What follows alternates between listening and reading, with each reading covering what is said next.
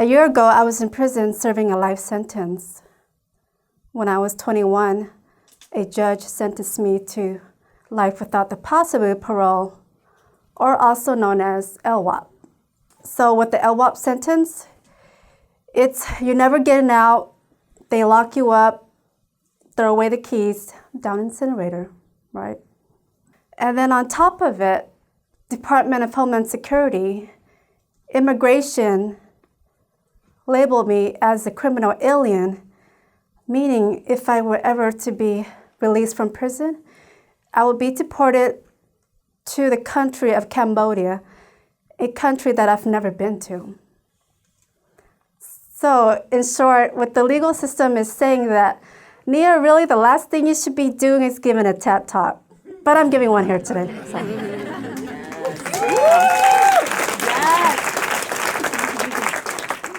You know, it's exceptional that I'm free despite all this, but there's really nothing exceptional about my story.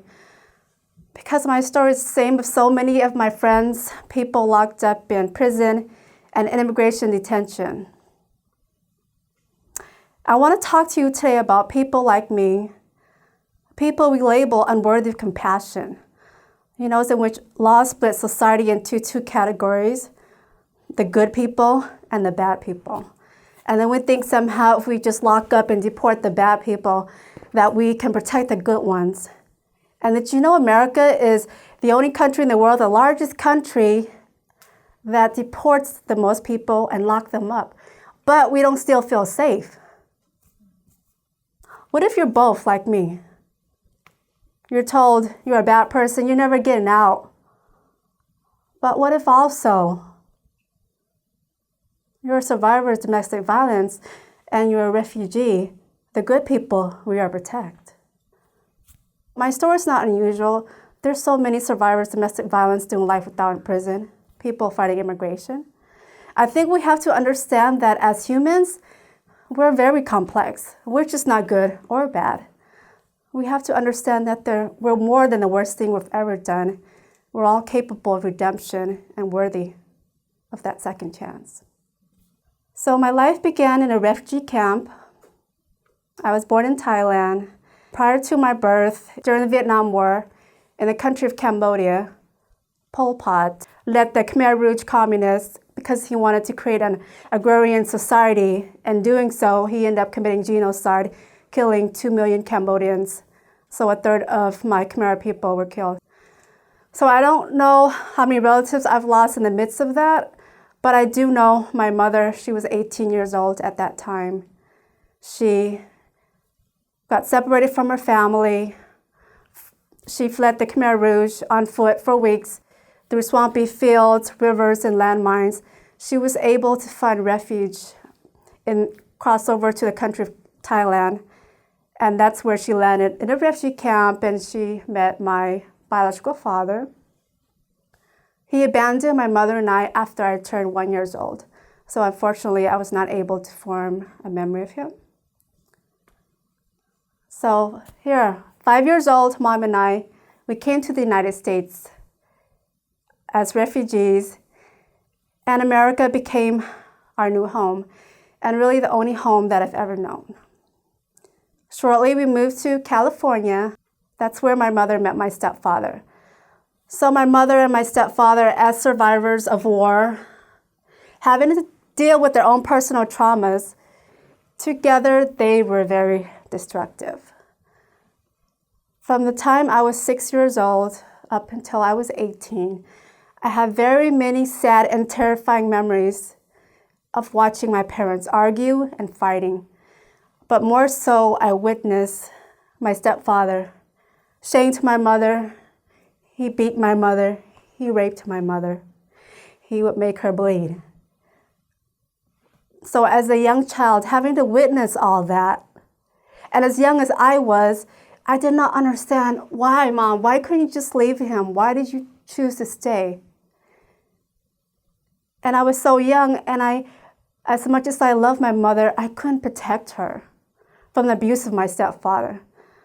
I felt very helpless, scared, and I internalized myself as worthless,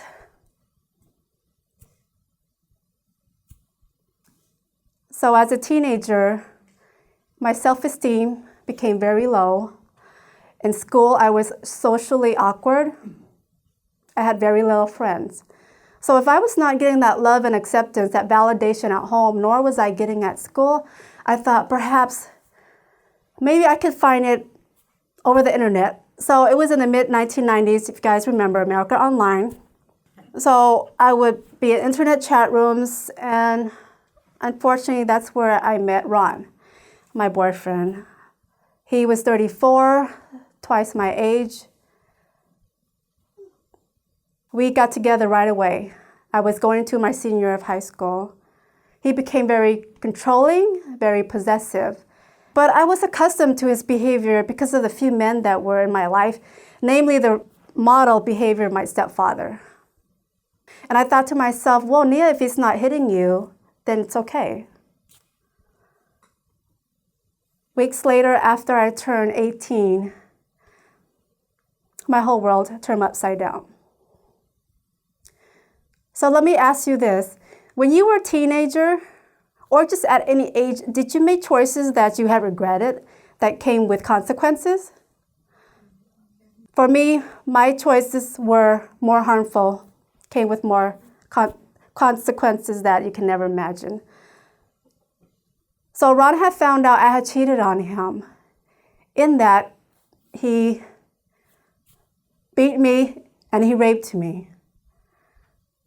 And then he demanded that I take him to confront David, my victim, my supervisor at my after-school job. As much as I wanted to say no, I couldn't.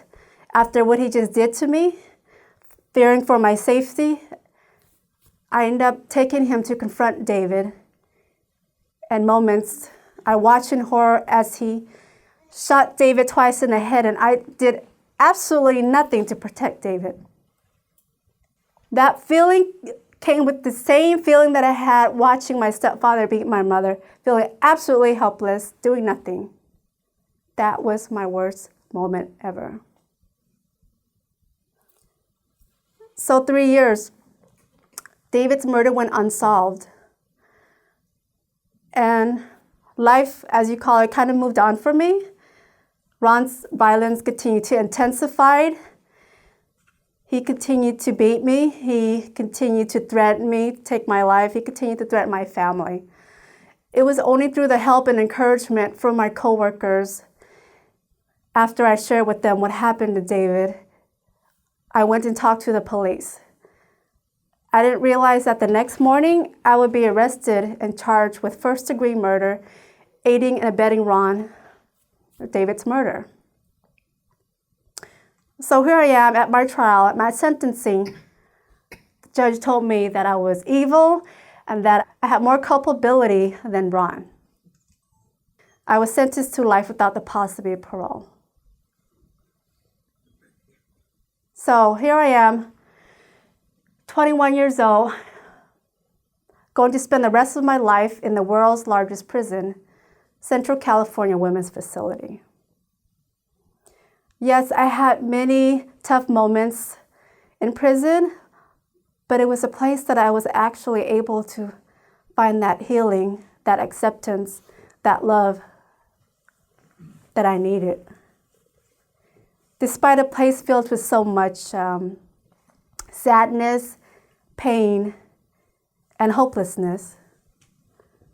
So during my healing, in my therapy groups and my support groups, I was hearing stories after stories of my women peers, domestic violence survivors that are identical to mine, some similar to mine as well. And did you know that 90% of incarcerated survivors are locked up? And these are the women that we're supposed to protect, but we don't. We criminalize them, we lock them up, and don't give them the opportunity. But you know what? These same women are the ones that shape to me who I am today. These are not just women, they're family to me. They're someone's mother, someone's daughter, someone's role model.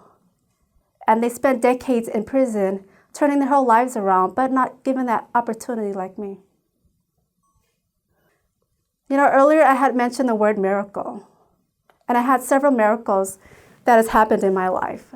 So the first one, years into my incarceration, the appeals court overturned my LWOP conviction. They threw it out because they believed, along with my appeals attorney, that my trial attorney should have present evidence of Ron's abuse to explain my mental thought process and my fears of him.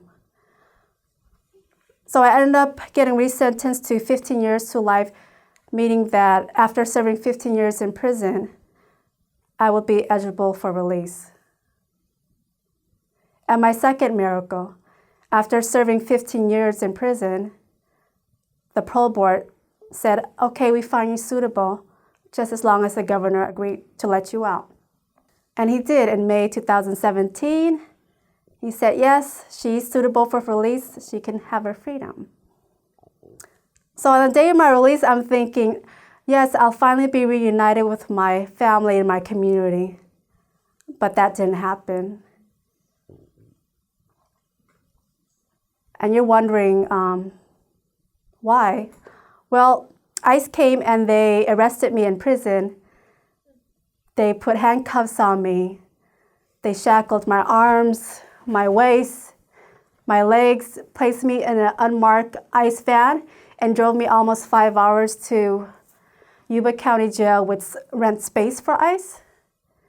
And then you're wondering, Nia, you came to the United States as a permanent resident, legal status. Why would they try to deport you? Well, unfortunately, laws passed in the 1990s made it, even if you're a permanent resident and you hold legal status, you would still be deportable with the convicted of aggravated felony.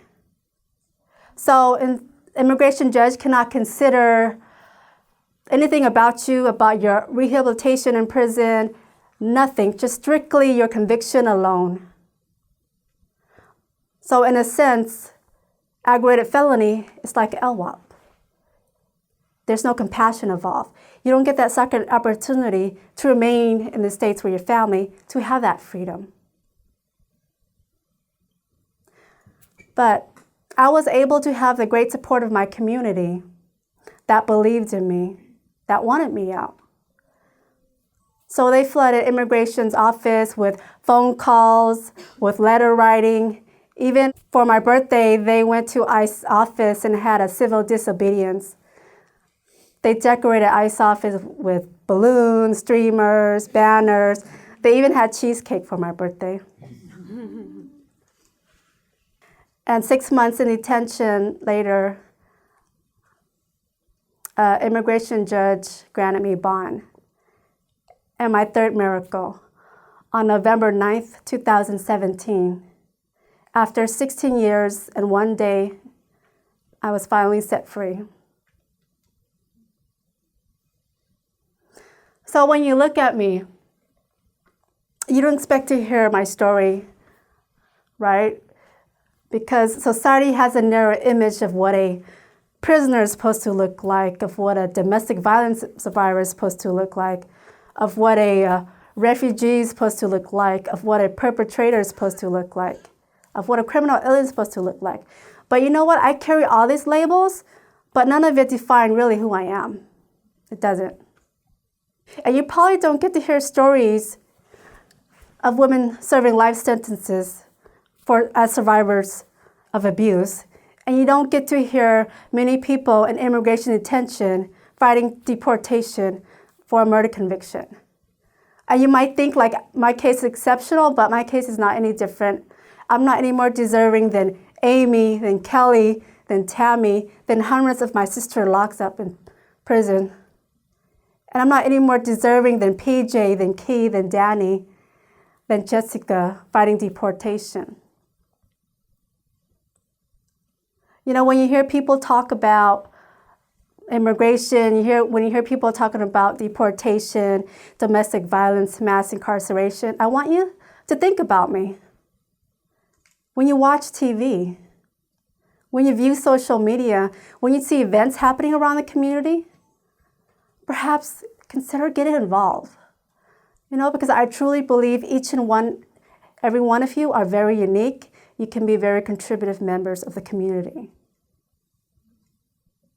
Would you like to be part of that social world of change, that much needed social world of change, to help spread compassion? Please join me and many countless advocates in California, across the country, and around the world to do that, spread that compassion, give that second opportunity, because we're more than our worst thing we've ever done.